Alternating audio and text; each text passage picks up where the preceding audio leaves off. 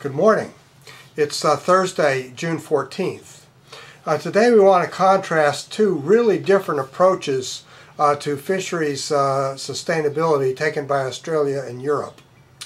Australia has announced a huge expansion of its marine reserves, going from about 9% to about 33% of their total EEZ is now going to be under marine reserves. And they're going to further reduce the amount of fish and seafood that they take out of their waters, even though these waters are highly managed. In Southeast Australia, for example, 86% of the waters are already not open to trawl fishing, and this will restrict it even further.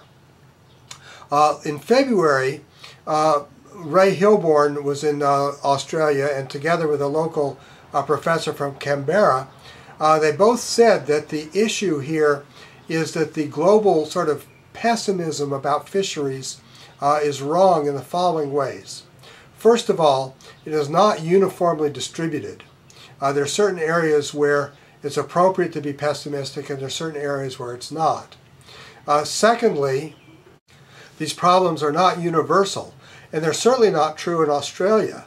So therefore, the idea that Australia would impose huge expansion of marine reserves and cut back on their seafood makes no sense from a sustainability point of view.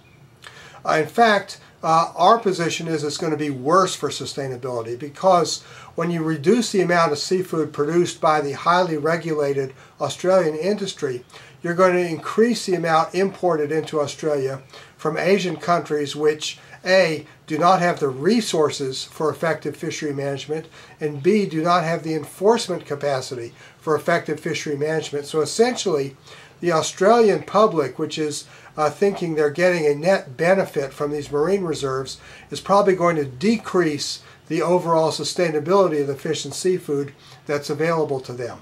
Not a good outcome. Now, let's look at Europe. What happened is, after incredibly 25 years or so, 30 years maybe, after Magnuson-Stevens, the EU is finally legislating that scientific fish quotas are going to be mandatory in terms of determining quotas. What this means is they're adopting a MSY, or maximum sustainable yield system, where the maximum amount of fish that can be removed from a given stock or a given area is determined by the science and not by the politics. This is a huge step forward for the EU. They've also decided to eliminate, or reduce rather, discards, which is positive, and to move to a system of transferable quotas to deal with overcapacity. What's going to happen as a result of these reforms, even though they're not going to be fully implemented and they're going to be wobbly to start with, but they're definitely on the right track. What's going to happen is that the fish stocks in Europe are going to become sustainable. They're going to they'll end overfishing, and once you've ended overfishing, the fish stocks are on a path to meet their target biomass, and you can actually achieve something like a maximum sustainable yield from a fishery.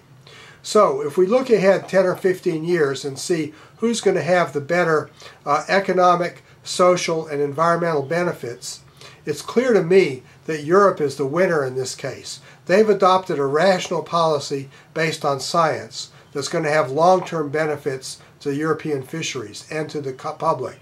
The Australians have adopted a chimera, kind of magic thing put forward by WWF, saying if only we create these vast marine reserves, somehow it will make all our fisheries better.